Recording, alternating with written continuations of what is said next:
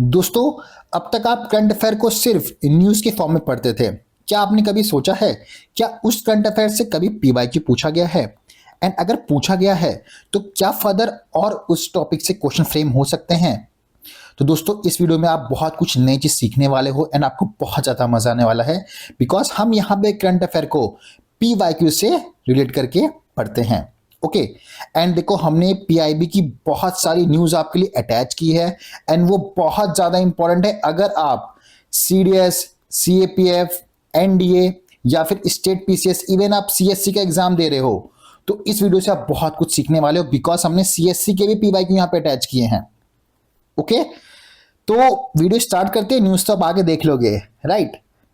Okay, सो हाँ, first of all, अगर आपको पीडीएफ चाहिए तो कहाँ मिलेगी? देखो, आप हमारे टेलीग्राम चैनल ओनली एमर्स में ज्वाइन हो सकते हैं। वहां पे मैं आपको ये पीडीएफ सेंड कर दूंगा एंड आप हमें व्हाट्सअप भी कर सकते हैं। ओके, तो सबसे पहले आप मुझे इन क्वेश्चंस का आंसर कमेंट करके बताओ। ओके, एंड हाँ, इस वीडियो में हम जैन एंड फैब मंथ के करंट अफेयर से डील करने वाले हैं। ओके, जिसे हम पीवाईक्यू से रिलेट करके पढ़ेंगे। चलो, अब आप मुझे इस क्वेश्चन का आंसर कमेंट करके बताओ, 1, 2 and 3। Okay, we hope that आप सबने कमेंट कर दिया होगा। देखो यहाँ पे क्या पूछा आपके सीडीएस में, वाइब्रेंट विलेज प्रोग्राम ये क्या है? सबसे पहले देखो, जो ये प्रोग्राम या फिर स्कीम होते हैं ना, आपको ईयर पता होना चाहिए। सेंट्रली सेक्टर्ड या फिर स्पॉन्सर्ड स्कीम है, आपको वो पता होना चाहिए। आपको उसके ऑब्जेक्टिव पता होने चाहिए। ओके, अगर आपको इस प्रोग्राम के बारे में ये तीनों चीज पता होगी तो बहुत इजीली आप इसका आंसर मार्क कर पाएंगे। ओके, तो देखो, इसका आंसर वैसे ए आ जाता है, बिकॉज यहां पे पूछा है कौन सा ऑब्जेक्टिव करेक्ट है। ओके, अगर नॉट करेक्ट पूछता तब हम नॉट पे जाते, तो यहां पे क्या होगा, करेक्ट सिर्फ एक होगा, लेकिन बाकी तीन आपके रॉन्ग हो जाते हैं। अच्छा, अब ये क्यों रॉन्ग है, एनालाइज करो एंड समझो। क्या ये जो प्रोग्राम है इसे 2021 में लॉन्च किया गया था? बताओ। नहीं दोस्तों, 2023 में आपका इसे लॉन्च किया गया था। ओके, टेंशन मतलब हम इन डीप देखेंगे, अभी आप बस सुन लो। ओके, तो ये आपका स्टेटमेंट रॉन्ग हो जाता है। Arunachal Pradesh, Sikkim, Manipur are the state settled under the scheme. क्या लगता है बस इतने ही स्टेट थे? नहीं दोस्तों, देखो, for comprehensive development of the selected village in 46 blocks. ठीक है, वो कौन कौन से हैं आपके? State of Arunachal Pradesh, Himachal Pradesh, Sikkim, Uttarakhand and UT of Ladakh. Okay, तो आपके सिर्फ इतने नहीं आते, तो ये भी आपका गलत हो जाता है, डी भी आपका गलत है। ओके, अब चलो, इन दो क्वेश्चन को अटेम्प्ट करने से पहले ना इसे इन डीप देखते हैं। वाइब्रेंट विलेज प्रोग्राम होता क्या है आपका? ठीक है, तो आप एक बार इसे खुद रीड करके देखो एंड समझो इसमें बोला क्या जा रहा है।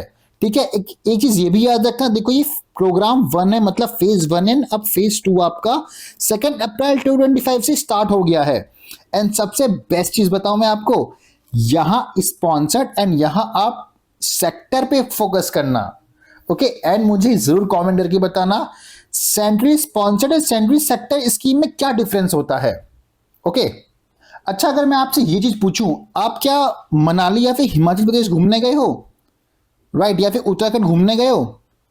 डेफिनेटली गए होगे, राइट? या फिर अगर नहीं गए होगे तो आपने देखा होगा कि वहां पे जो बॉर्डर है, ठीक है, जो उनके बॉर्डर है, तो वहां के जो एरियाज है ना, वो बहुत ज्यादा डेवलप नहीं है। ओके, लेकिन अगर आप मेन लैंड, इंडिया के मेन लैंड में देखोगे, राइट, तो वहां के जो एरियाज है वो बहुत ज्यादा डेवलप है।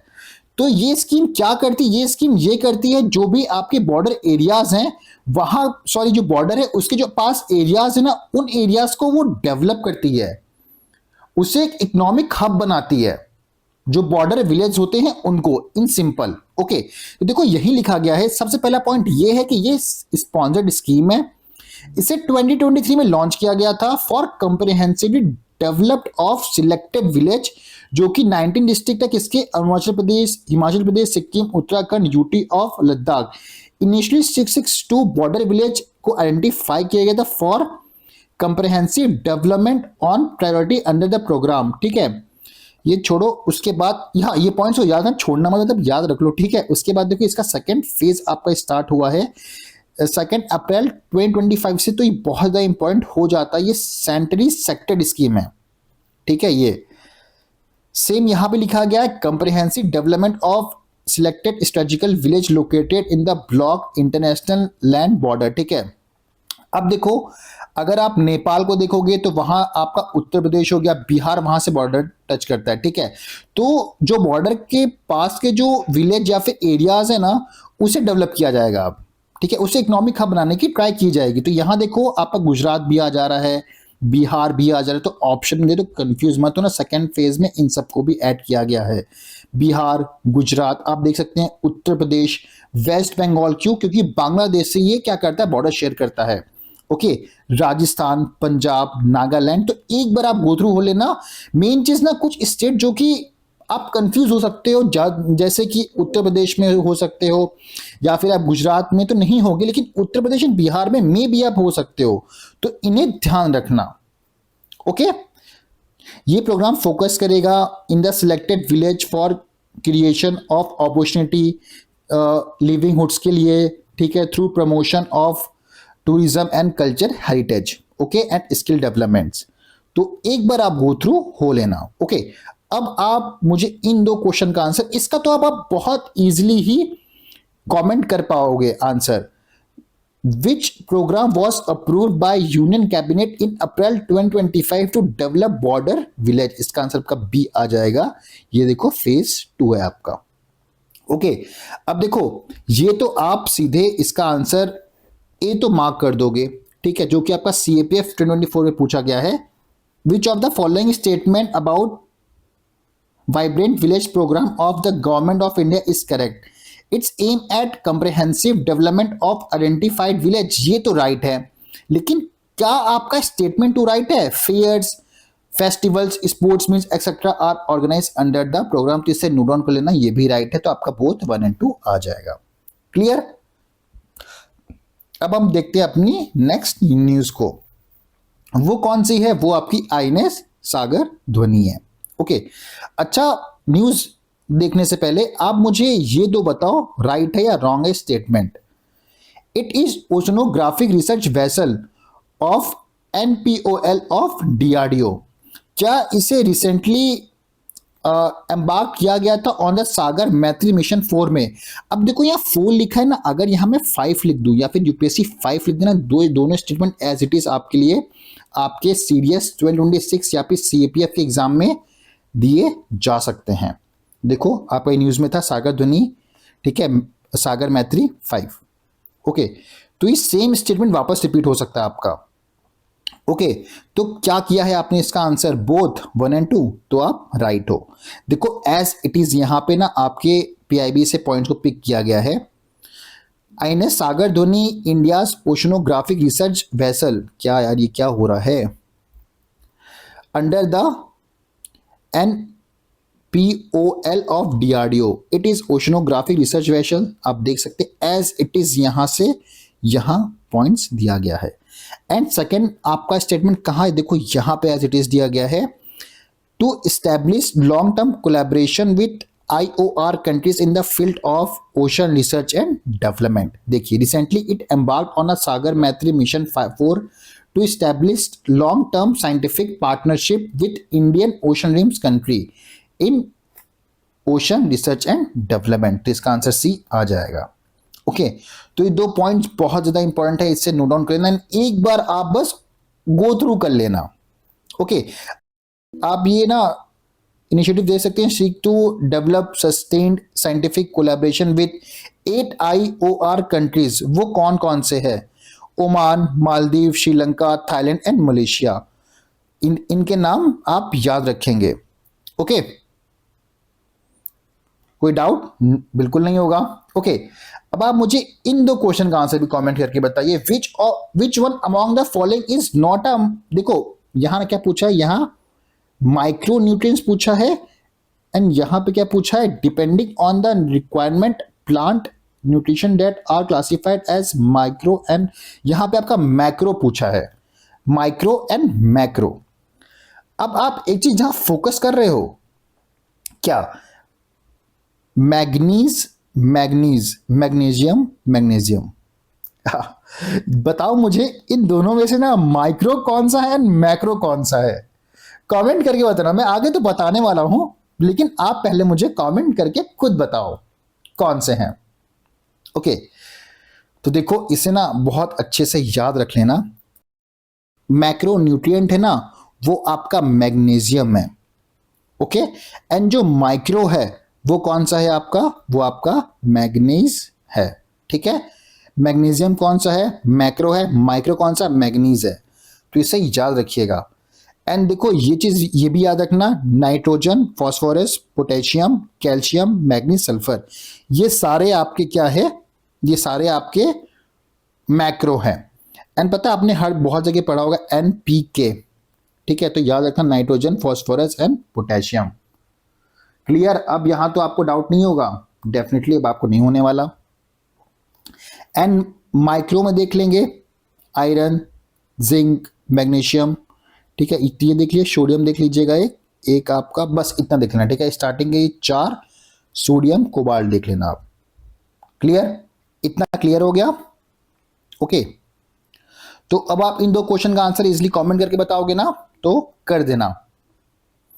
अच्छा, अब आपने ये न्यूज़ देख ली, क्या आपने कभी सोचा है यूपीएससी ने आपसे सॉइल हेल्थ कार्ड स्कीम पे भी क्वेश्चन पूछा है? इसका आंसर मुझे कमेंट करके बताना। एंड उसके साथ या फिर उसके बाद आप मुझे इस क्वेश्चन का भी आंसर कमेंट करके बताना, नीम कोटेड यूरिया।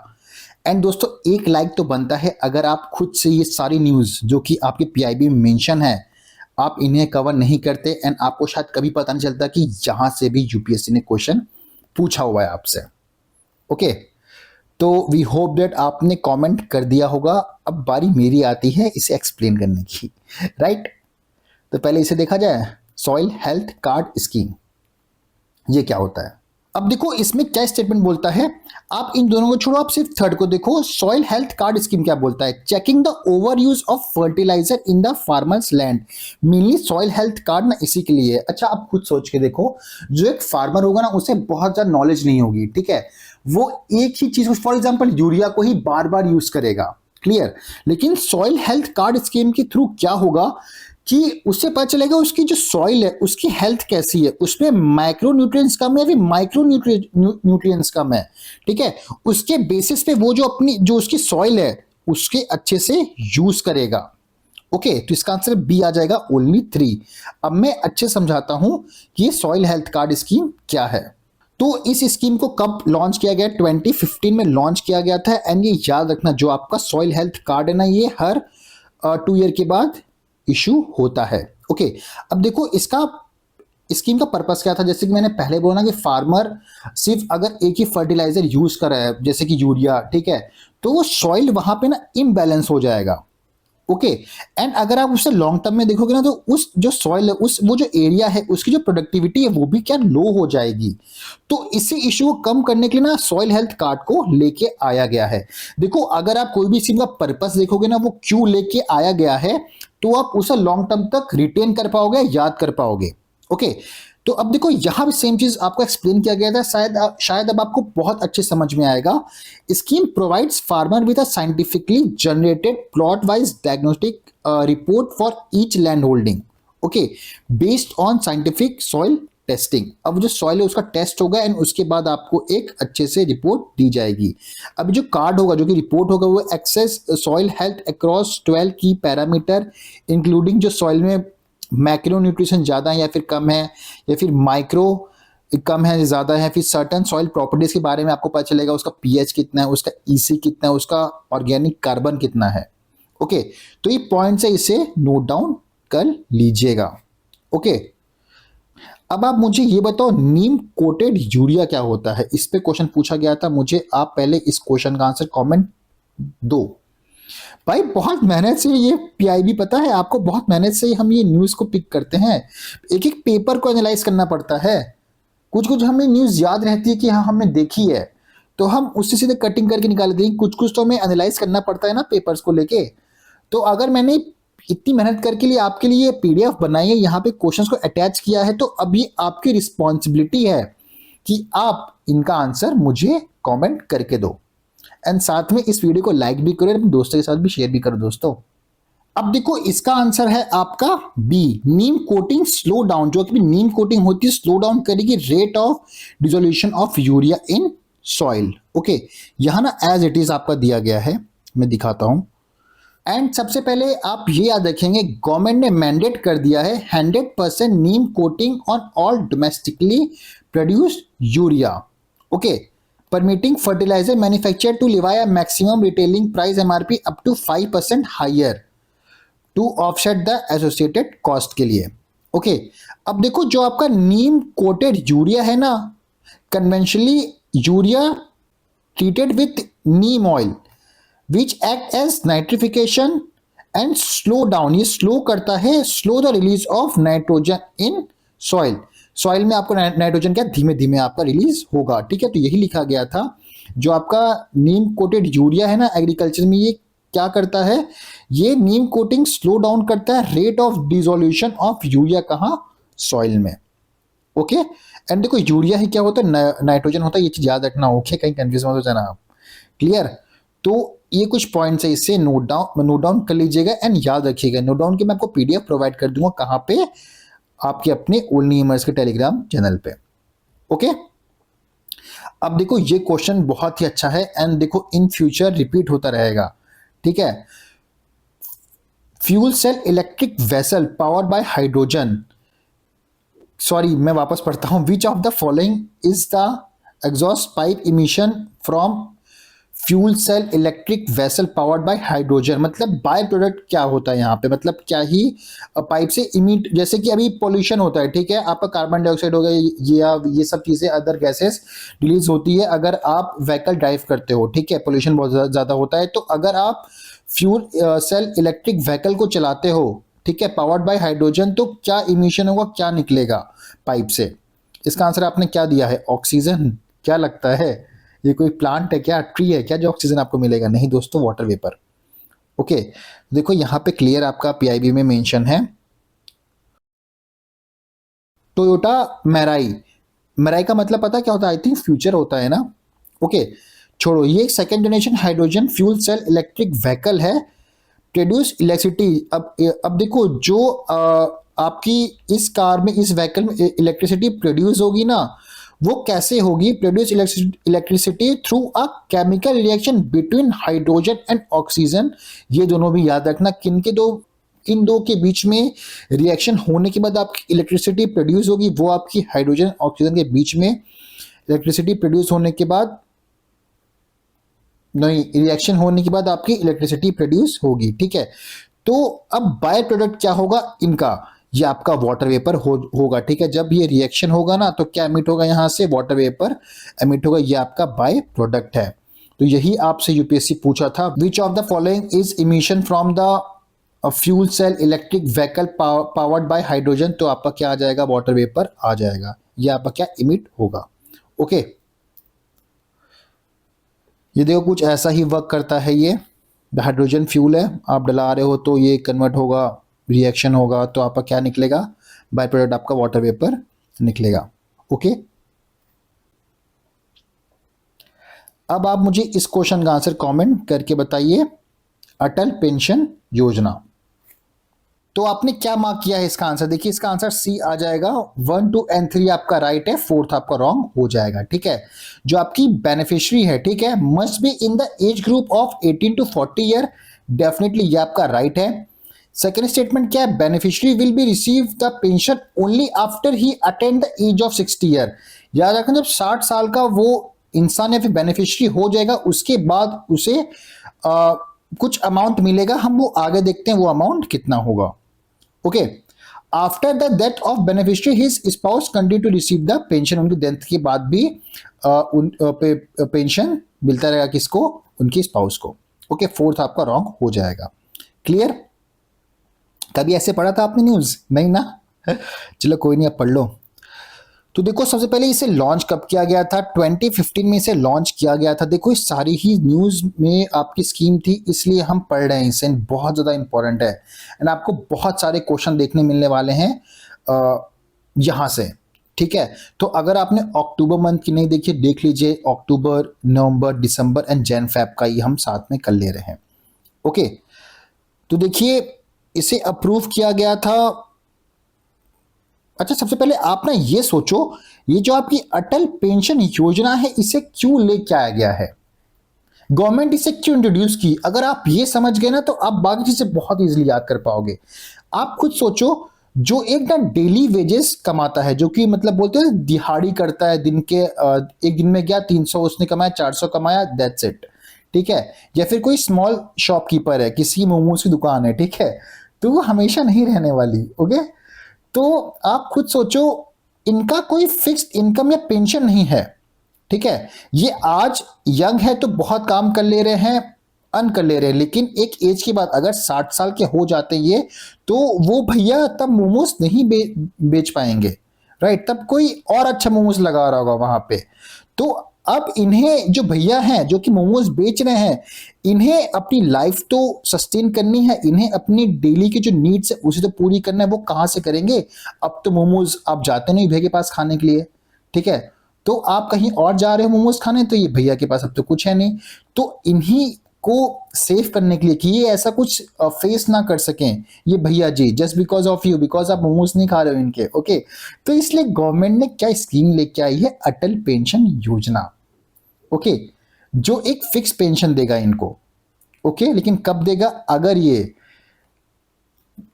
कब, beneficiary must be as group of 18 to 14 year में ये योजना को ले लेते हैं तब देगा, ठीक है। तो इसी प्रॉब्लम को सॉल्व करने के लिए कि जो जब वो 60 साल के हो जाएंगे तब उनके पास शायद कोई काम ना रहे, तो उन्हें ये पेंशन, ये अटल पेंशन योजना के थ्रू कुछ अमाउंट मिलता रहेगा, ठीक है, with the objective of providing old age income security to worker in the unorganised sector, ठीक है। तो जो ऑर्गेनाइज सेक्टर होता है उनमें जो वर्क करते हैं उनके लिए सिक्योरिटी दी गई है, जो कि ओल्ड एज है, providing old age income security, ठीक है, workers in unorganised sector, okay. अब देखो, गारंटी मिनिमम पेंशन उन मोमोज वाले भैया को कितना मिलेगा, 1000 या फिर 5000 पर मंथ, या पर मंथ भैया जी को कितना मिल रहा है, मोमोज वाले भैया जी को पर मंथ मिल रहे हैं 1 to 5000, ओके। देखो यहां अगर ईयर कर दो कंफ्यूज मत होना, ठीक है। स्टार्टिंग एज लेकिन कब, जब वो 60 साल के हो जाएंगे उसके बाद, based on the contribution. Clear, इतना याद हो गया। Ensure old age income security for millions of low income and unorganised sector workers के लिए है, याद रखना, अनऑर्गेनाइज सेक्टर, ठीक है। तो मोमोज वाले भैया से कर लेना कनेक्ट और ये सारे पॉइंट्स को याद रखना, ठीक है। अब से ना हम कोई भी स्कीम पढ़ेंगे ना, मोमोज वाले भैया को कर लेंगे इंक्लूड, ओके। ऐसे याद कर लेना, जो मोमोज वाले भैया ने ना क्या टोयोटा की ना कार खरीदी, ठीक है, तो उस कार में, ये कार कैसी, ये आपकी फ्यूल सेल इलेक्ट्रिक व्हीकल है, ओके। अब जब ये कार चलती है तो भैया जी ना पोल्यूशन नहीं करते हैं, ठीक है। भैया जी की ये कार ना पेट्रोल डीजल से नहीं चलती है, भैया जी कार किससे चल रही है, ये इलेक्ट्रिसिटी जनरेट कर रही है उस कार में। कौन कर रहा है, जब हाइड्रोजन एंड ऑक्सीजन में रिएक्शन हो रहा है तो उस कार में इलेक्ट्रिसिटी जनरेट हो रही है, एंड उस क्या बोलते हैं, इलेक्ट्रिसिटी जनरेट होते वक्त आपका बाय प्रोडक्ट क्या होता है, या फिर क्या इमिशन हो रहा है, क्या पोल्यूशन हो रहा है, वाटर वेपर। तो मोमोज वाले भैया जी कार से क्या निकल रहा है, आपका वाटर वेपर निकल रहा है। ऐसे ही ऊपर ही पढ़ लिया जाए, चलो आगे बढ़ेंगे, ठीक है। अब देखो, सुकन्या समृद्धि योजना, ओके, इसका आंसर मुझे कमेंट करके बताओ आप क्या है। तो दोस्तों आपने इसका आंसर क्या मार्क किया है, देखिए इसका आंसर सर सिंपल सा सी आ जाएगा, interest earn is exempted up to ₹1500 per annum. तो ये आपका गलत हो जाएगा, तो आपका ए बी एंड डी ये तीनों राइट हो जाते हैं, ठीक है। इसे हम अभी आपके पीआईबी में भी देखेंगे, आई मीन कटिंग में भी देखेंगे, ठीक है। पहले आप यहां से देख लो, only parents of girls up to the age of 10 year होनी चाहिए can open such account in their daughters name, okay. Contribution are eligible for tax benefit under section 80C of the income tax act, इसे note down कर लेना। डी क्या बोलता है, the maximum of ₹1.50 lakhs per annum can be invested in this account, ठीक है। अब देखो यह मैक्सिमम की बात कर रहा है, ठीक है, 1.50 lakhs। मैं अगर मिनिमम पूछूं तो आपसे क्या आंसर दोगे, मैं अब बोलोगे सर मैं क्यों बताऊं, कोई नहीं मैं बताऊंगा, टेंशन मत लो, ओके। तो देखो ये सुकन्या समृद्धि योजना को लॉन्च कब किया गया था, 2015 में लॉन्च किया गया था। It is a small saving scheme है notified by the government scheme. याद रखना क्या है, सेविंग स्कीम है। ओके, इस पे इंटरेस्ट रेट कितना है, 8.2% है आपका। इतना क्लियर हो गया। अब देखो यहां पे ये क्या है, for girls up to 10 year of age, पहला स्टेटमेंट आपका यहां से राइट हो जाता है, फोर्थ वाला यहां से हो जाएगा। डिपॉजिट ऑफ मिनिमम पूछा था मैंने, 250 है ये, और जो मैक्सिमम है 1.5 ईयर पर फाइनेंशियल ईयर, ठीक है। इंजॉय एंड इंटरेस्ट रेट कितना है, 8.2%, ठीक है। Easily transfer the account across India between post office and bank के बीच में। ओके, तो ये कुछ पॉइंट्स है, इसे नोट डाउन कर लीजिएगा। एंड याद रखना 2015 लॉन्च किया गया था under the Beti Bachao Beti Padhao campaign के अंदर। Okay, it was designed as bridge between financial security and social transformation. Clear. अब आप मुझे ब्रिक्स के ऊपर क्वेश्चन का आंसर बताओ। ओके, देखो अभी ना सीपीएफ 2013 में आपका ये क्वेश्चन पूछा गया था, ठीक है। फिर 2014 CDS 2022 which of the following best describe, बीच में और ही बार पूछे होंगे, शायद मुझे मिला ना हो। ओके, देखो लेकिन जो फर्स्ट सबमिट है जो कि सीएससी 2014 में पूछा गया था, ये अभी वापस आपका रिपीट हुआ है। अच्छा, अभी आप बोलोगे से तो बहुत पुराने हैं, आप हमें कुछ नए क्वेश्चन कराओ। चलो आप मुझे नए क्वेश्चन बताओ जो कि आपका कंबाइंड जियो साइंटिस्ट 2026 के पेपर में ब्रिक्स से पूछा गया था। Which how many of the following are full time member किसके, ब्रिक्स के। यार ये छुपाऊं कैसे मैं, हाँ अब बताओ, छुप गया वो। ब्राजील तो आपको दिख रहा होगा, सऊदी अरेबिया, चलो ऑप्शन में है क्या, नहीं है। अब आप मुझे बताओ इसका आंसर।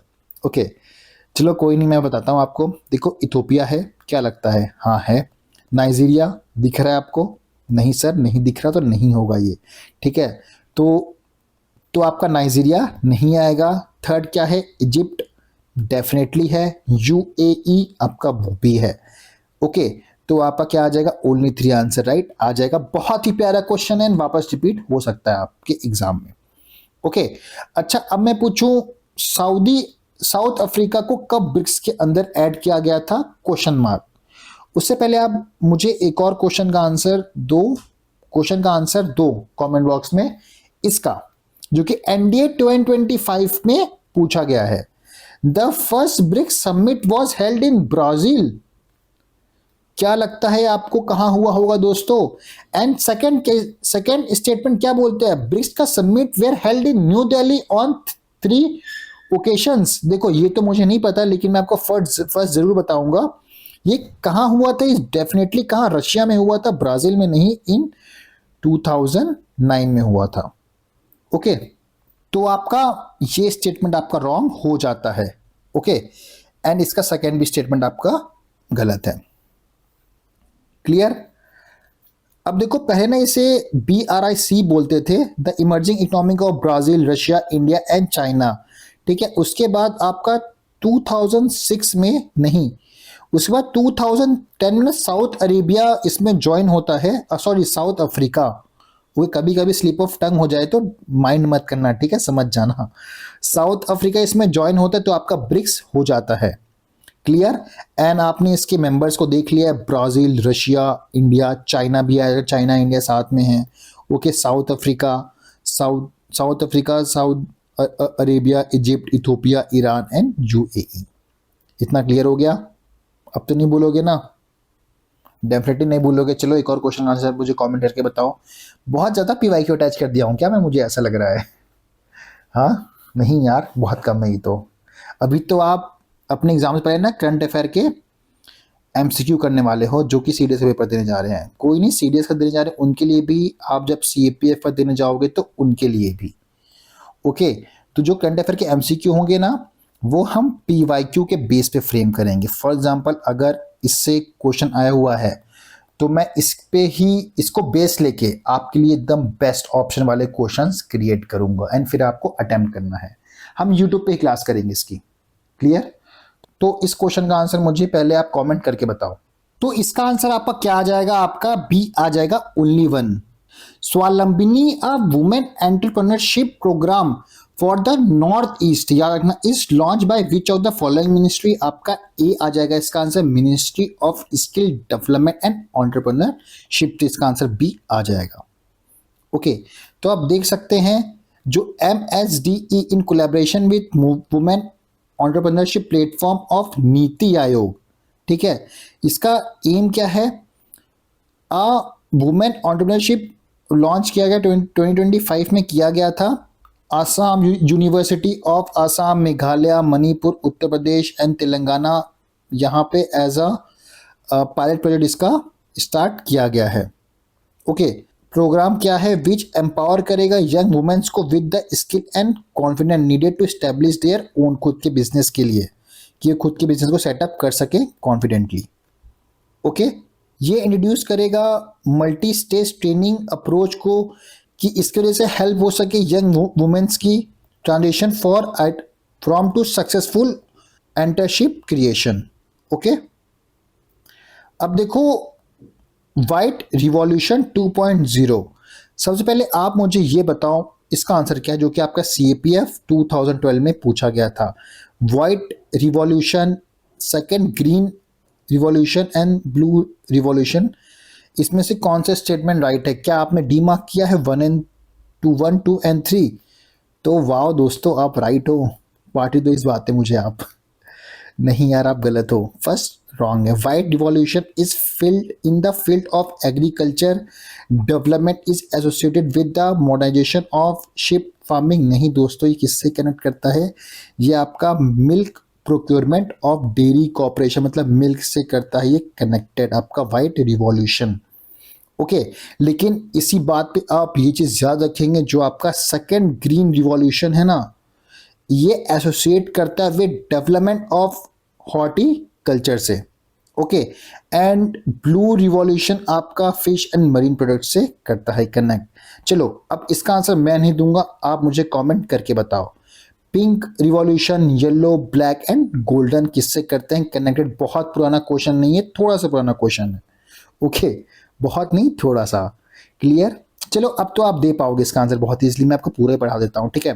देखो, जो व्हाइट है ना, ये आपसे CAPF आई थिंक 2022 में पूछा गया है, शायद वाइट ही पूछा गया था आपसे, ठीक है। तो याद रखना, ये मिल्क प्रोडक्शन से है, सिल्वर किससे है? एग से। चलो, ये नहीं, मैं ना कुछ इंपॉर्टेंट ना मार्क करवाता हूँ, वो पढ़ लेना आप। वाइट पढ़ लेना, ग्रीन रिवॉल्यूशन पढ़ लेना, ठीक है। एवरग्रीन, सो आपकी तो एवरग्रीन टेस्ट सीरीज है ना यार, ज्वाइन हो कि नहीं आप? नहीं हो, कोई दिक्कत नहीं, यहाँ पढ़ो आप। ओके, उसके बाद गोल्डन रिवॉल्यूशन पढ़ लेना, ब्लू येलो पढ़ लेना, ब्लैक एंड ब्राउन पढ़ लेना, ठीक है। वैसे ग्रे भी पढ़ ही लेना आप यार, सभी पढ़ लेना, जो मार्क किया उसमें ज़्यादा फोकस करना, ठीक है। मैं क्या बताऊँ, क्या पढ़ो क्या मत पढ़ो।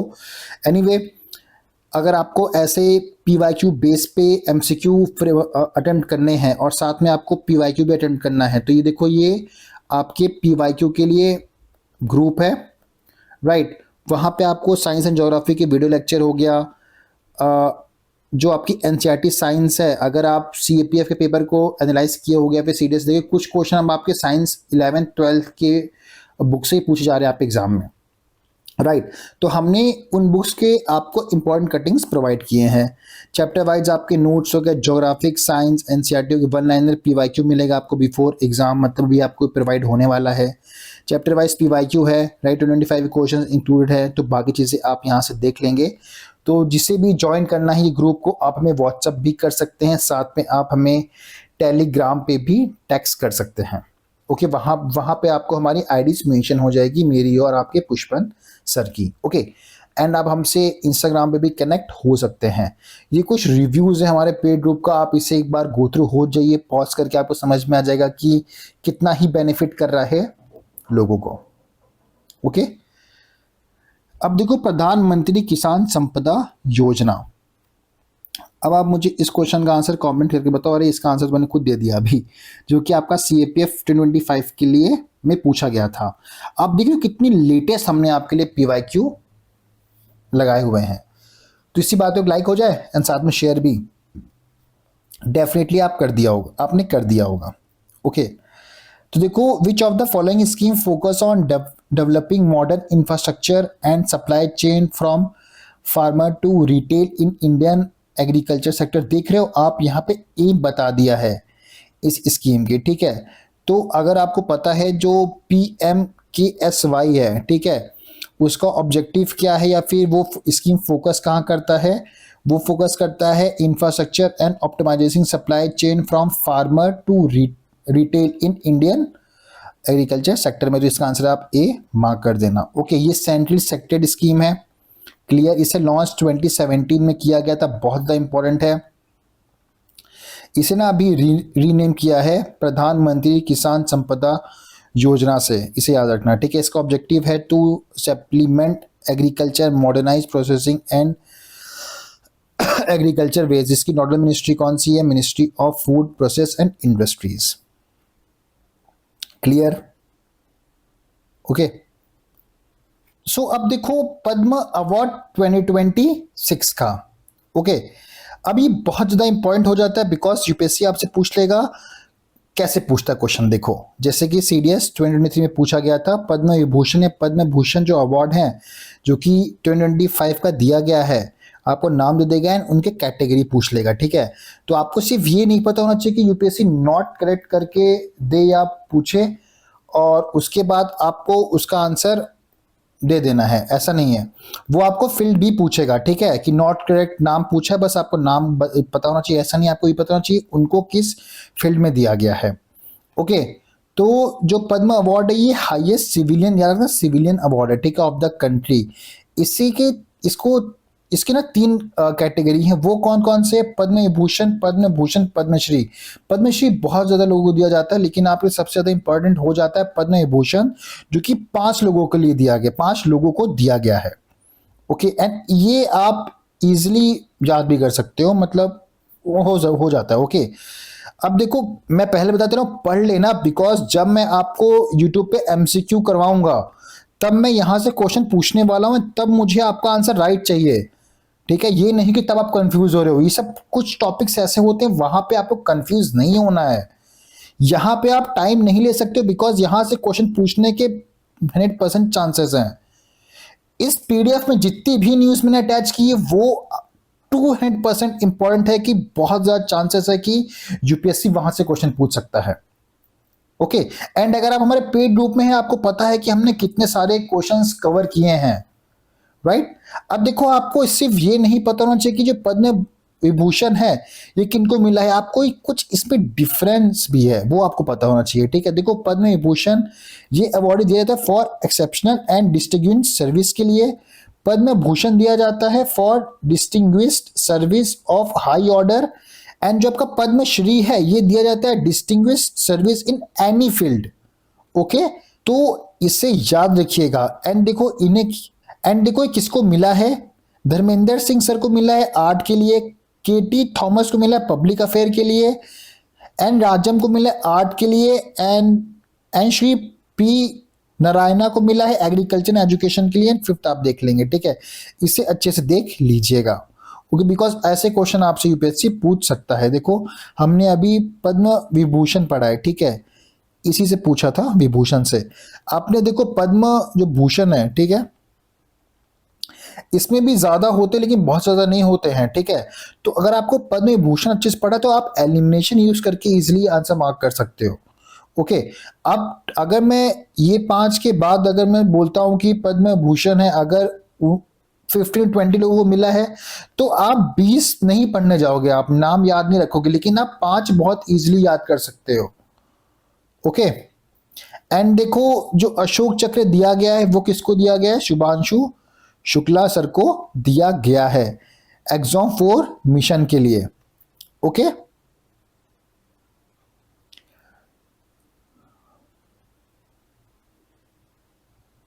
देखो, सबसे पहले आप इस सिंपल सा क्वेश्चन यूपीएससी ये पूछ सकता है कि जो AI एक्शन समिट है वो रिसेंटली कहां पे हुई है। ओके, तो आपका क्लियर आंसर आ जाएगा। जो इंडिया AI इम्पैक्ट समिट है वो आपका न्यू दिल्ली में हुआ है। इसे ऑर्गेनाइज किसने किया है? Ministry of electronic and information technology ने इसे ऑर्गेनाइज किया है। ओके, इतना क्लियर हो गया आपको? अच्छा, अब आप खुद सोचो, ये AI एक्शन समिट से आप क्या समझ रहे हो? ठीक है, sorry, India AI impact summit 2026 ये क्यों हो रहा है? अगर आपने क्यों को समझ लिया ना, तो आप इन चीजों को बहुत इजीली समझ पाओगे। देखो, आप आप सब चैट जीटीपी यूज करते हो, ठीक है। अब बचपन से हम रोबोट देखते हुए आए हैं, राइट। बच्चे ने पता है करिश्मा का करिश्मा आता था, यहाँ तक किसी को उसमें जो करिश्मा थी ना लड़की, वो ना एक रोबोट थी। मुझे इतना याद है बस, और चीजें याद नहीं है, ठीक है, छोड़ो वो सारी बातें।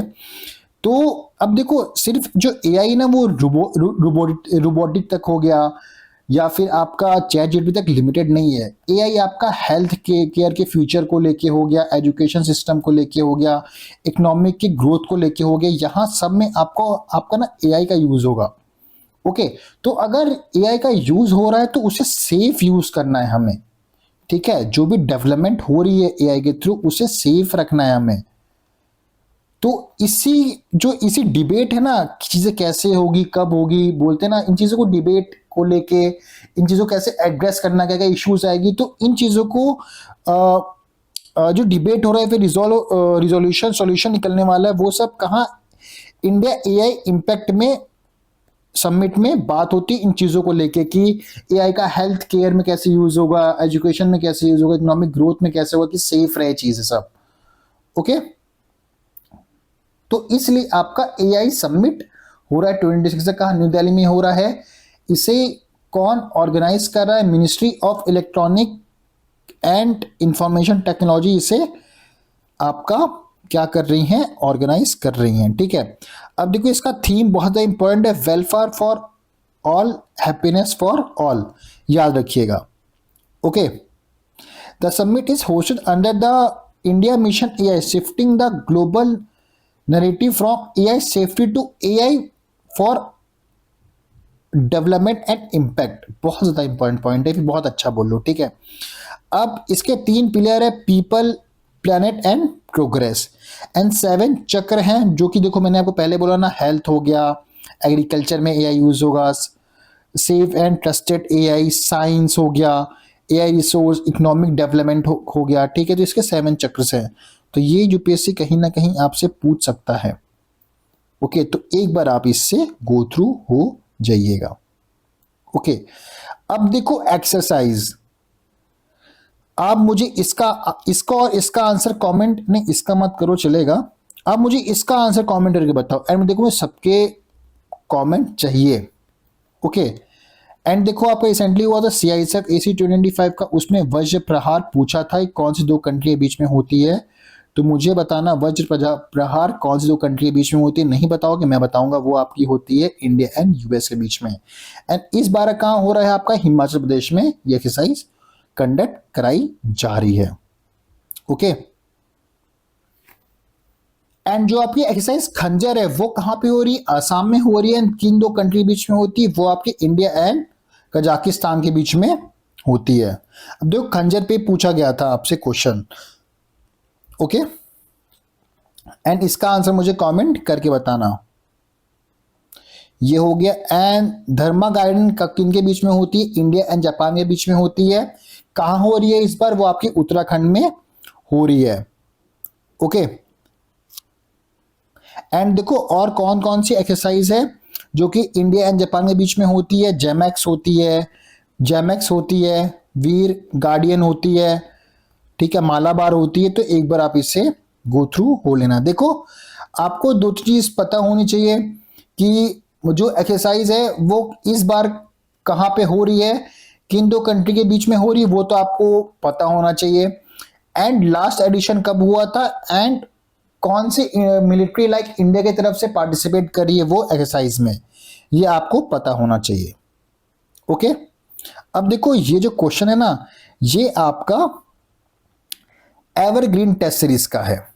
ओके, इसका आंसर मुझे कमेंट करके बताइए, प्रलय मिसाइल पे। बहुत ही अच्छा क्वेश्चन है, एंड ऐसे क्वेश्चन पूछने के बहुत ज्यादा चांसेस होते हैं आपके अपने कौन से एग्जाम में। ओके, कौन सा एग्जाम दे रहे हो आप? CAPF, CDS, NDA, CSC या फिर स्टेट PCS? बताओ जरा। तो इसका आंसर क्या मार्क किया है आपने? डी 1 2 3 लॉक कर दिया जाए। चलो फिर आपने बोला मैं कर देता हूं। क्या आपकी जो प्रलय मिसाइल है ये आपकी surface to surface ballistic missile है? क्या लगता है?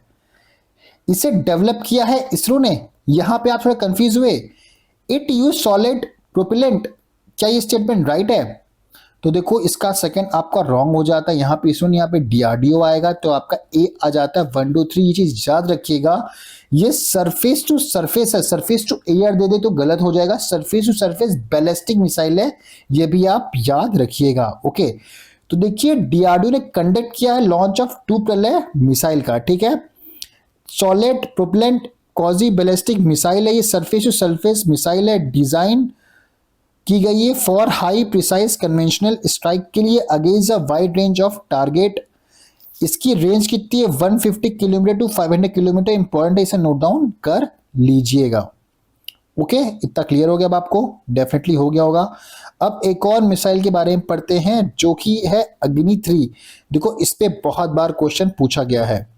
ओके, तो आप जो कि रिसेंटली पेपर हुआ है CISF 2025 का, आप मुझे इस क्वेश्चन का आंसर कमेंट करके बताएंगे एंड साथ में ये भी अग्नि पी बैलिस्टिक मिसाइल के बारे में मुझे आप एक्चुअली जो जो आप मिसाइल के बारे में आपको याद होगा ना आप सब बताओ मुझे। देखो पता है कमेंट करने इसलिए बोलता हूं कि आप सुन रहे हो और आपको समझ भी आ रहा होगा, राइट। लेकिन अगर मैं आपसे 30 मिनट्स बाद वापस सेम चीज पूछूं ना, आप कहीं ना कहीं उन चीजों को भूल गए होगे। लेकिन अगर आप खुद कमेंट कर रहे हो या फिर ये वीडियो खत्म होती है उसके बाद एक बार खुद याद करके देखना आपको कितनी चीजें इस वीडियो से याद है। जो भी याद है ना उससे एक बार कमेंट करना, एक बार नोट डाउन करना। चलो कमेंट मत करो, पेन पेपर उठाओ एंड उससे नोट डाउन करते हुए चलना। आप खुद समझोगे या फिर समझ पाओगे कि आपको सिर्फ 10% चीजें ही याद होगी इस वीडियो की, बाकी चीजें नहीं होगी, वो आपके रिवीजन से याद होने वाली है। एंड कोई भी चीज हम जब लिख लिख के याद करते हैं ना तो हम उसे लॉन्ग टर्म तक रिटेन कर पाते हैं दोस्तों। तो that is the only reason मैं बहुत इंफेसाइज करता हूं या फिर फोकस करता हूं कि आप चीजों को लिखो, कमेंट करो या बुक पेन उठाओ उस पर लिखो, लेकिन लिखो। ओके, तो मुझे अग्नि 4, अग्नि पी बैलिस्टिक मिसाइल, इन सब का आंसर कमेंट करके बताना एंड इसका भी आंसर कमेंट करके बताना। जो अग्नि 4 मिसाइल है ये आपकी सरफेस टू सरफेस मिसाइल है। ओके, ये fuelled by liquid propellant only है। इसकी रेंज कितनी है? 150, sorry, it can deliver 1 ton nuclear warhead about 4500 kilometre above. इस तरह ये भी आपका क्वेश्चन आप देख सकते हैं कि अच्छा सेम लग गया क्या? चलो इसे साइड करो, ठीक है। इसका इसका इसका आंसर मुझे कमेंट करके बताना। ओके, मैं आपको अग्नि 3 के बारे में बताता हूं जो कि रिसेंटली न्यूज में थी। इसे डेवलप किसने किया है? डीआरडीओ ने किया। ये सरफेस टू सरफेस मिसाइल है। इसकी रेंज कितनी है? 3000 टू 3500 किलोमीटर इसकी रेंज है। ये 2 स्टेट सॉलिड सिस्टम है। It is a nuclear deliver system with an estimate warhead 200 to 300 kilo tons. Okay, ये कुछ इंपॉर्टेंट पॉइंट्स है, मेजर पॉइंट्स जो कि आपको पता होना चाहिए अग्नि 3 के बारे में। क्लियर? अब अगर यूपीएससी आपसे पूछता है जो कि रिसेंटली न्यूज में मेंशन था राहत, वो क्या है? देखो कैशलेस ट्रीटमेंट है ऑफ रोड एक्सीडेंट विक्टिम्स के लिए। इतना क्लियर हो गया? अब देखो मैं एकदम सिंपल से बताऊं, आप इसे याद कैसे रखोगे। देखो आप खुद सोचो, कोई एक एक्सीडेंट होता है रोड पे, ठीक है, उस विक्टिम को कहाँ लेके गया? आपका हॉस्पिटल में लेके गया उसको। इतना क्लियर हो गया? अब प्रॉब्लम कहाँ आ रही है? अब प्रॉब्लम यह आ रही है कि जो विक्टिम है उसके पास पैसे नहीं है, राइट। अब पैसा नहीं है तो जो ट्रीटमेंट होगी वो स्टार्ट होने में डिले होगा। तो इसके लिए गवर्नमेंट ने क्या राहत स्कीम को लेके आया गया है। ये क्या है? National cashless emergency treatment scheme है। ये प्रोवाइड करेगा financial coverage up to 1.5 lakh per road accident victims के लिए for 7 days from date of accident. मतलब आज एक्सीडेंट हुआ है 7 दिन के अगर आप जाते हो तो आपको ये स्कीम पे कवरेज मिलेगा, नहीं तो नहीं। विद द फोकस कहाँ है? मेनली गोल्डन आवर इंटरवेंशन में इसका मेनली फोकस है।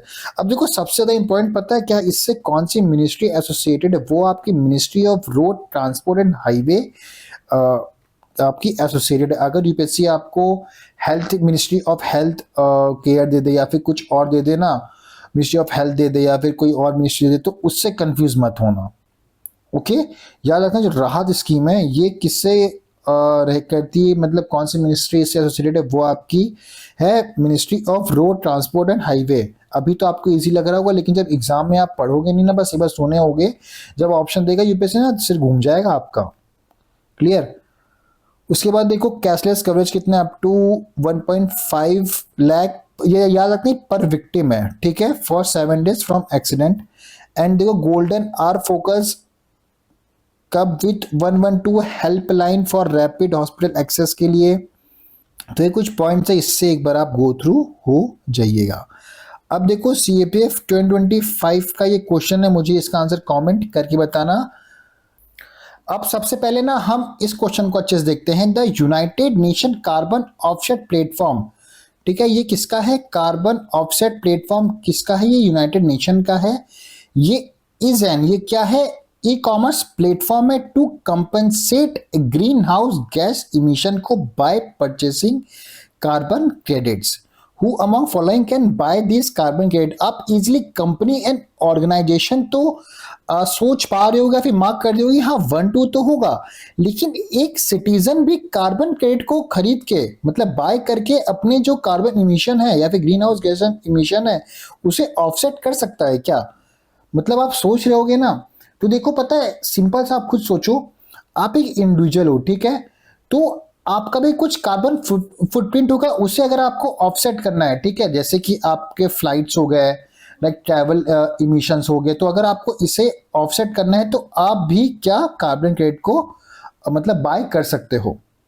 ओके, तो सिंपल से इसे याद रखना, कंपनी हो गई आपकी, ऑर्गेनाइजेशन हो गया, गवर्नमेंट हो गया, राइट, यहाँ पे गवर्नमेंट नहीं दिया गया, गवर्नमेंट भी याद रखना, ये सारी की सारी है, ये सारी पार्टिसिपेट कर सकती है आपका किसमें? कार्बन क्रेडिट मार्केट में। ओके, ऑफसेट करने के लिए। ओके, अब देखो यहां पे क्या लिखा है? Carbon credit trading scheme. अब यहां पे कुछ ट्रेड किया जा रहा है, ओके, कुछ लेना देना हो रहा है। तो देखो आप ना इस स्कीम को, कार्बन क्रेडिट ट्रेडिंग स्कीम को सिंपल से समझेंगे। ये होता क्या है? सोचो, अगर पॉल्यूशन करने पे आपको पैसा मिल रहा है, एंड अगर आप पॉल्यूशन नहीं कर रहे हो तो फिर आपको पैसा मिल रहा है, और पॉल्यूशन कर रहे हो तो आपका पैसा मतलब जा रहा है, या फिर आपको देना पड़ रहा है मतलब पैसा किसी को, ठीक है। मतलब सिंपल सा है, आप ज्यादा पॉल्यूशन करोगे तो आपको ज्यादा कॉस्ट है, ओके, और अगर आप पॉल्यूशन नहीं कर रहे हो या फिर कम करोगे तो आप अर्न भी कर सकते हो, ठीक है। तो इसी को क्या बोलते हैं? कार्बन क्रेडिट ट्रेडिंग स्कीम बोलते हैं। एकदम सिंपल सा मतलब है ये। Has been notified with the objective of reducing, removing और अवॉइडिंग, कि अवॉइड करें ग्रीन गैस इमिशन को from Indian economic by pricing such emission. अगर कोई भी ग्रीन हाउस गैस इमिशन कर रहा है तो जैसे कंपनी हो गई, तो कुछ प्राइसिंग लगाया जाए सच इमिशन पे through the trading of carbon credit certificate के through. Okay, developed under the Indian carbon market to regulate and trade carbon credits. Its aim to accelerate Indian transition to a low carbon economic by a monetary value to greenhouse gas emission के through. Okay, and इसे भी आप, इसमें ना आप government भी याद रखिएगा। क्लियर। अब देखो इंडिया ने ज्वाइन किया है ब्रिक्स को, सेंटर फॉर इंडस्ट्रियल कॉम्पिटेंसीज, ठीक है। तो देखो इंडिया ने क्यों ज्वाइन किया है? अब देखो ना, जो आपका कंपटीशन होता है वो सिर्फ ना कंट्री से बीच में नहीं होता है, बल्कि जो इंडस्ट्रीज होती है, मैन्युफैक्चरिंग पावर जो कंट्रीज होती है उनके बीच में भी हो रहा है, जो बड़ी बड़ी कंपनीज होती है। तो अगर इंडिया को ग्लोबल मैन्युफैक्चरिंग हब बनना है ना, तो कोलैबोरेशन भी उतना ही जरूरी है। तो इसलिए इंडिया ने ज्वाइन किया किसको? ब्रिक्स को, BRICS centre for industrial competencies, BCIC को, to provide integrate support to manufacturing firms को and MSME across BRICS countries. Okay, तो यही चीज सेम यहां पे लिखी गई है। ये क्या है? मल्टीलैटरल पब्लिक प्राइवेट प्लेटफॉर्म है जो कि सपोर्ट करेगा मैन्युफैक्चरिंग कंपनीज को एंड MSME को in adopting advance manufacturing, digital technologies and sustainable practice across BRICS and BRIC plus countries के बीच में। ओके, इसे प्रमोट करेगा। एंड अगर यूपीएससी आपसे पूछता है कि वर्ल्ड वेटलैंड डे कब हम सेलिब्रेट करते हैं, तो 2 फेब को हम सेलिब्रेट करते हैं। एंड इस बार की इसकी थीम क्या है 2026 की? Wetland and traditional knowledge. Okay, and देखो जो आपका पीएम सेतु स्कीम है ये आपकी एक सेंट्रली स्पॉन्सर्ड स्कीम है, एंड इसका ऑब्जेक्टिव या फिर एम क्या है? Scheme launch to strengthen Indian vocationally training ecosystem. Okay, it's aimed to modernize the ITI ecosystem by upgrading 1,000 government ITIs across India into modern industrial allied training institutes। इसकी nodal ministry कौन सी है? Ministry of skill development entrepreneurship इसकी nodal ministry है। Okay, electronic components manufacturing scheme. अगर आप ये electronic components manufacturing से समझते हो ना तो आपको समझ में आएगा थोड़ी चीजें ये स्कीम किस चीज से कनेक्ट। तो मैं बैकग्राउंड बताता हूँ। देखो आप सब फोन यूज करते हो, राइट? लैपटॉप यूज करते हो, इलेक्ट्रॉनिक डिवाइस यूज करते हो। ओके, तो उसके अंदर चिप्स होती है, सेंसर होते हैं, राइट? तो मोस्टली इंडिया उससे इंपोर्ट करता है। ओके, तो ये स्कीम इसलिए लेके आई गई है कि हम ज्यादा इंपोर्ट ना करें, हम कम उसे इंपोर्ट करें उन क्या बोलते हैं कंपोनेंट्स को। ठीक है, तो initiative scheme to promote domestic manufacture हम करें ऑफ इलेक्ट्रॉनिक कंपोनेंट्स। ठीक है, कैपिटल इक्विपमेंट हो गया आपके, reducing import dependency in India's electronic sector. Okay, तो इसलिए ये आपकी स्कीम है। एंड इससे कौन सी मिनिस्ट्री एसोसिएटेड है? वो आपकी है ministry of electronic and information technology. Turnover linked incentive 6 year. Okay, तो इन पॉइंट्स को आप याद रखिएगा। अब ये न्यूज आपके लिए बहुत ज्यादा इंपॉर्टेंट है, इससे अच्छे से नोट डाउन कर लेना और पढ़ लेना। Landslide risk mitigation scheme. ठीक है, सबसे पहले आप खुद सोचिए स्कीम क्यों लाई गई, ये क्या है? देखो आप हमेशा न्यूज देखते होगे या फिर पढ़ते होगे कि जो आपके हिल एरियाज होते हैं वहां पे लैंडस्लाइड बहुत ज़्यादा फ्रीक्वेंट होती है, बहुत ज़्यादा ऑफन होती है, वहां पे रोड्स आपके ब्लॉक हो जाते हैं। ठीक है, लोगों की लाइफ जो है वो रिस्क में रहती है हमेशा। ठीक है, तो अब गवर्नमेंट को ये जो रोड ब्लॉक्स हो रहे हैं, लाइफ जो रिस्क पे, इसे प्रिवेंट करना है, इसे बचाना है या फिर कम करना है। ठीक है, तो उस लिए स्कीम को लेके आया गया है। ओके, कि जो डैमेज हो रहा है लैंडस्लाइड की वजह से हम उसे कम कर सकें। तो इस प्रॉब्लम को जो सोल्यूशन हम लेके आएंगे वो लैंडस्लाइड रिस्क मिटिगेशन के वजह से इसे हम सॉल्व करने की ट्राई करेंगे, कोशिश करेंगे। ओके, तो अब आपके कुछ ना लैंडस्लाइड प्रोन स्टेट्स हैं। ओके, जो कि उसे सेंट्रल असिस्ट करेगा या सेंट्रल उसे आपको हेल्प करेगा। देखो प्रोवाइड सेंट्रल असिस्टेंस। अब वो जो 4 आपके कौन कौन से स्टेट है, ठीक है, उससे पहले ये चीज याद रखिएगा, ये इसे लॉन्च कब किया गया था? 2019 में किया गया था। 2019 में आपके 4 स्टेट थे, लेकिन एडिशनली गवर्नमेंट ने अप्रूव किया है 1000 crore to 15 landslide prone states. वो आपके अरुणाचल प्रदेश, ये बाद में देखते हैं, पहले ये देखो वो 4 स्टेट कौन कौन से थे इनिशियली 2019 में। वो आपके लिए सिक्किम, मिजोरम, नागालैंड, उत्तराखंड। 2019 में to provide central assistance state for disaster and build their capacity to take up other landslide mitigation project in future. Okay, देखो पहले आपके ना 4 स्टेट थे, लेकिन अब गवर्नमेंट ने ना और स्टेट्स को जो कि लैंडस्लाइड प्रोन स्टेट्स हैं उन्हें ना फाइनेंशियल हेल्प दिया। कितने? 1000 करोड़ की। वो कौन कौन से हैं? वो आपके अरुणाचल प्रदेश है, असम, हिमाचल प्रदेश, मणिपुर, मेघालय, मिजोरम, नागालैंड। तो इनको एक बार आप देख लीजिएगा, आपका वेस्ट बंगाल भी है, राइट? लेकिन ये 4 को आपको अच्छे से याद रखना है। ओके, एंड देखो भारत विस्तार, ये क्या है? ये मल्टी लिंगुअल AI टूल है टू एनहेंस जो कि फार्मर है उनकी प्रोडक्टिविटी को इम्प्रूव करेगी, farmer decision and making, reduce risk through customise advisory supports को लेके। ओके, ये प्रपोज किया गया था यूनियन बजट 2026-2027 में। ठीक है, तो पूछ सकता है भारत विस्तार जो कि न्यूज में था वो क्या है? वो आपका AI driven multi lingual digital public infrastructure है, प्लेटफॉर्म फॉर एग्रीकल्चर्स के लिए, ठीक है। ये प्रोवाइड करेगा फार्मर्स को with personalised real time information through voice chat and mobile access के थ्रू।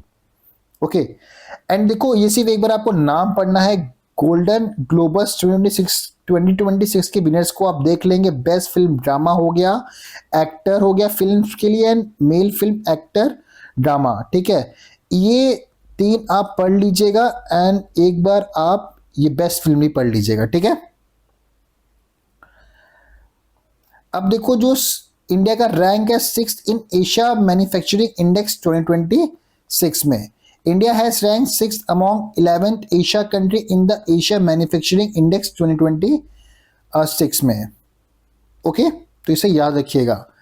एंड जो आपका पैमाना पोर्टल है, ये इनिशिएटिव है of ministry of static and programme implementation का, ठीक है।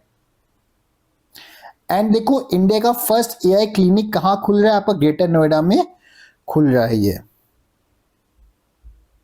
एंड अगर यूपीएससी आपसे पूछता है भारतीय इनिशिएटिव, वो किस चीज से एसोसिएटेड है या फिर कनेक्टेड है to boost agri food export से, ये करता है कनेक्टेड। ओके, भारतीय to empower 100 agri food startups, driven innovation and boost export towards 50 billion target by 2030 तक।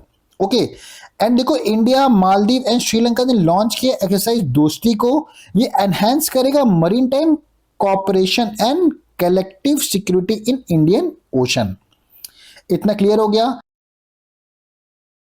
एंड अगर यूपीएससी आपसे पूछता है रिसेंटली कौन सी कंट्री ने स्टेट ऑफ कैटास्ट्रॉफी डिक्लेयर किया है as wild fire killed at least 18, तो वो आपका चिली आ जाएगा। ओके, एंड देखो खेलो इंडिया बीच गेम 2026 में कर्नाटका ने इमर्ज हुआ है एज चैंपियन एट खेलो इंडिया बीच गेम 2026 का, ठीक है, with 3 gold 2 silver and 6 bronze. And Tamil Nadu ने सेकेंड प्लेस को लिया है एंड थर्ड प्लेस आपका मणिपुर ने लिया है। And UAE to partner with Telangana to build Bharat future city as global hub. Clear. And देखो सूरत सेट है to become India first slum free city, तो यूपीएससी पूछ सकता है। And what is Pragya, and अगर यूपीएससी आपसे पूछता है व्हाट इज प्रज्ञा A1X क्या है, तो याद रखना इंडिया का लार्जेस्ट एनर्जी एक्सप्लोरर है, has taken step towards amending artificial intelligence into everyday operation. Okay, अब अगर यूपीएससी आपसे पूछता है प्रहार, ये क्या है, ये इंडिया का first comprehensive national counter terrorism policy है। ओके, तो इसे याद रखिएगा। एंड प्लास्ट इंडिया क्या है, ये one of the India largest plastic exhibition है जो कि न्यू दिल्ली में हो रहा है। ओके, एंड भारत नेक्स्ट, ये थीम है 12 edition of mega event of plastic industry का, ठीक है, तो इसे एक बार याद रखिएगा। अब देखो अर्बन चैलेंज फंड ये क्या है। अच्छा, आप खुद देखो, जैसे आपका नोएडा हो गया, दिल्ली हो गया, पुणे हो गया, बेंगलोर हो गया, अब ये सब बहुत ज़्यादा अर्बनाइजेशन मतलब अर्बनाइज हो रहा है, ठीक है। तो देखो सिटी दिन पे दिन यहाँ पे लोग आ रहे हैं, सिटी बहुत बड़ी होती जा रही है यहाँ पे, इसलिए छोटी सिटी बड़ी नहीं, सिटी बड़ी भी हो रही है, यहाँ पे पब्लिक भी बहुत ज़्यादा आ रही है, ठीक है। पीपल्स, लोग बहुत ज़्यादा आके रह रहे हैं for a job, for a study purpose. Okay, तो यहाँ पे क्या हो रहा है, यहाँ पे आपका ट्रैफिक भी बहुत ज़्यादा हो रहा है, पोल्यूशन भी बहुत ज़्यादा हो रहा है, लेकिन जो आपका इंफ्रास्ट्रक्चर है वो पुअर इंफ्रास्ट्रक्चर है। तो अब इंडिया क्या है, हमें हमारे सिटीज़ को स्मार्ट सिटी बनाना है, ठीक है। अब जब इतना क्राउड हो रहा है, इतना ज़्यादा हो रहा है, तो कैसे बनेगा स्मार्ट सिटी या फिर मॉडर्न बोल लो या सस्टेनेबल सिटीज़ कैसे बनेगी। तो इस चैलेंज को टैकल करने के लिए गवर्नमेंट ने लॉन्च किया क्या, आपका अर्बन चैलेंज फंड। ओके, तो यही लिखा है urban challenge fund will market finance private participant citizen centric reform for deliver of high quality urban infrastructure के लिए। Okay, the fund aim to build resilient productivity and climate responsive city positioning through as key driving of country next phase of economic growth. Clear. अब देखो कहीं ना कहीं ये भी news थोड़ी सी इंपॉर्टेंट हो जाती है, मतलब ये पेज थोड़ा ज़्यादा इंपॉर्टेंट है। एंड इन 2 पेज को आप बस एक बार गो थ्रू हो लेंगे, बहुत ज़्यादा डेटा नहीं है, बस एक बार रीड मारने की नीड है आपको, रीड मारने की नीड है आपको। वाह क्या राइम हो गया। ओके, तो ओल्ड चिक्की स्क्रिप्ट सबसे पहले से डेवलप कब हुई थी? 1925 में ये डेवलप्ड हुई थी बाय पंडित रघुनाथ। ओके, अब याद रखना ये किसकी लैंग्वेज है? संथाली लैंग्वेज है। कौन? चिकी स्क्रिप्ट। ओके, देखो Ol Chiki is the official script of Santhali language, okay, which was later included in the constitution of India 8 schedule में, कब? 2003 में। इंपॉर्टेंट है। एंड याद रखना स्क्रिप्ट, एंड ये याद रखिएगा स्क्रिप्ट कितने लीटर को कंसिस्ट करती है? ये आपकी 30 लीटर्स को कंसिस्ट करती है। ओके, तो अब आपको याद हो संथाली लैंग्वेज जो आपकी ओली चिक्की लैंग्वेज है किसकी? संथाली लैंग्वेज है, ठीक है। और कहाँ पे बोली जाती है ये? मोस्टली नहीं, वाइडली कहाँ बोली जाती? झारखंड, उड़ीसा, वेस्ट बंगाल, आसाम, बिहार में ये मोस्टली बोली जाती है। ओके, अब बस एक बार बैकग्राउंड बस गो थ्रू हो लीजिएगा, बहुत ज़्यादा इंपॉर्टेंट नहीं है, राइट। जो मैंने ऊपर बताया भाई सेम चीज़ें यहाँ पे आपकी लिखी गई है। ओके, अब देखो पीआईबी कितनी ज़्यादा इंपॉर्टेंट है, ठीक है। देखो यहाँ बहुत सारी स्कीम, मिनिस्ट्री, उसका ऑब्जेक्टिव लिखा गया है, ठीक है। तो हमने अटल इनोवेशन मिशन, इस पर पीवाईक्यू मैंने अटैच किया। हाँ ये देखो, Atal innovation mission is setup under the, इसका आंसर सी आ जाएगा, नीति आयोग आ जाएगा। तो आप देख सकते हैं कि आप यहाँ से कितना ज़्यादा डेटा को पिक कर सकते हैं, पढ़ सकते हैं। ये स्कीम हो गई, मिनिस्ट्रीज हो गई, ऑब्जेक्टिव इसका साथ ही साथ लिखा हुआ है, ठीक है। अब जैसे कि अटल इनोवेशन मिशन, इससे कौन सी मिनिस्ट्री ने लॉन्च किया है? वो आपका नीति आयोग आ जाएगा। इसका ऑब्जेक्टिव क्या है? फॉस्टर नेशनल वाइड इनोवेशन का कल्चर। ओके, अब देखो then next support for innovation startup 2022, इससे कौन सी मिनिस्ट्री एसोसिएटेड है? वो आपकी ministry of electronic and IT associated है। ये है डीप टेक स्टार्टअप्स, कहाँ? टायर 2 एंड टायर 3 सिटीज में। क्लियर? टाइड क्या है? TIDE, ये स्कीम आपकी ministry of electronic and IT से ये भी करती कनेक्टेड, ये ओके। एंड उसके बाद MSH, ये ministry of electronic and IT, इससे भी करती कनेक्ट। तो एक बार आप ना इससे गो थ्रू हो जाइएगा। ओके, ये आप मिनिस्ट्रीज देख लीजिए, उसके ईयर, सॉरी आप ये स्कीम देख लीजिए, उसके ईयर देख लीजिए, एंड उससे कौन सी मिनिस्ट्री एसोसिएटेड है एंड ये किससे करती कनेक्ट। मैं इंपॉर्टेंट बता देता हूँ कौन कौन सी है। एक तो आप सबसे पहले ये पढ़ लीजिएगा, अटल इनोवेशन मिशन, ठीक है, बहुत ज़्यादा इंपॉर्टेंट है।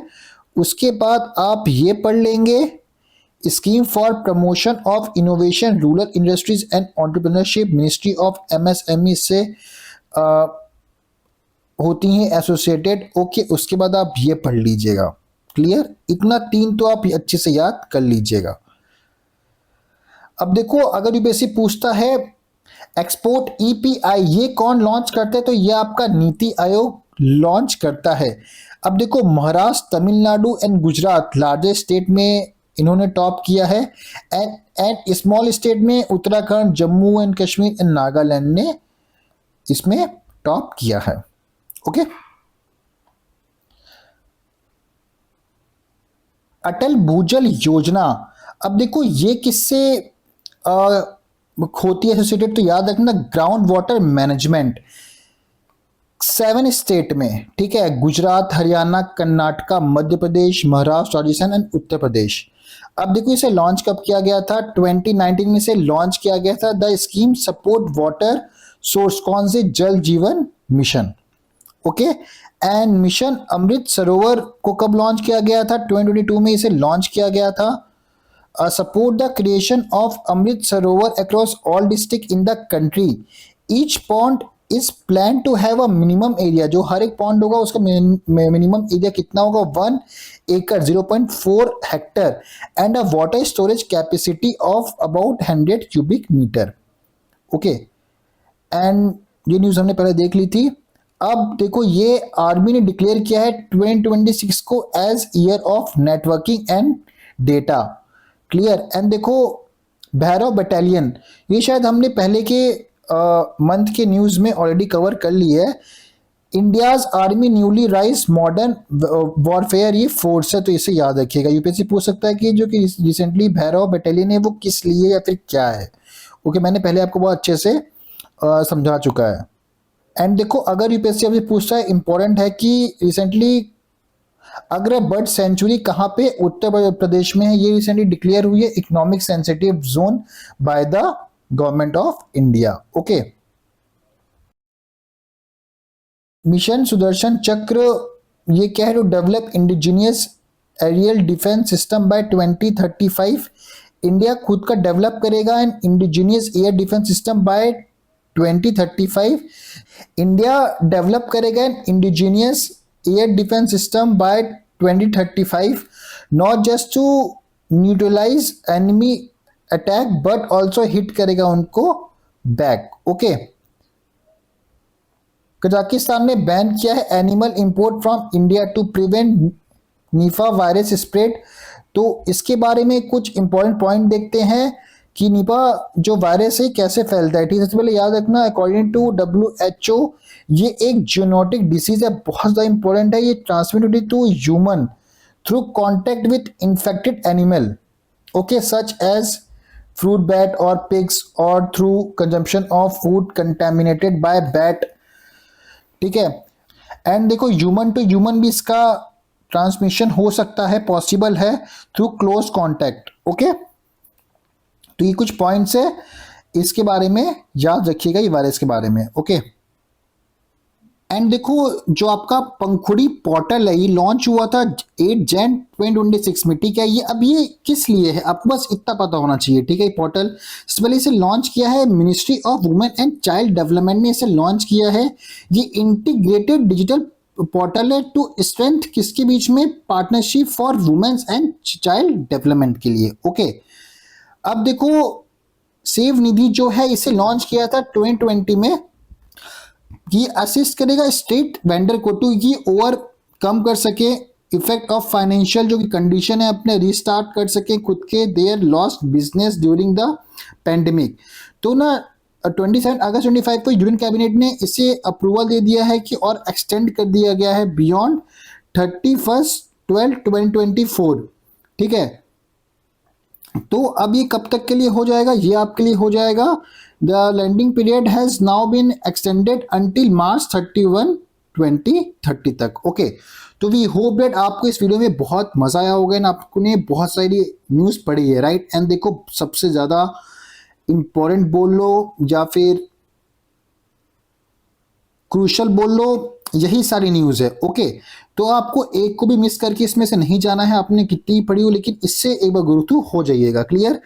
एंड आपको ये PDF ओनली एमर्स के टेलीग्राम चैनल पे मिल जाएगी, तो आप हमारे ओनली एमर्स टेलीग्राम को ज्वाइन कर सकते हैं, वहाँ पे ये PDF आप फाइल सेक्शन में मिल जाएगी। ओके, एंड लिंक आपको टेलीग्राम चैनल का हमारे इस वीडियो के डिस्क्रिप्शन में मिल जाएगा, तो आप वहाँ से क्लिक करके ज्वाइन हो सकते हैं। Thank you.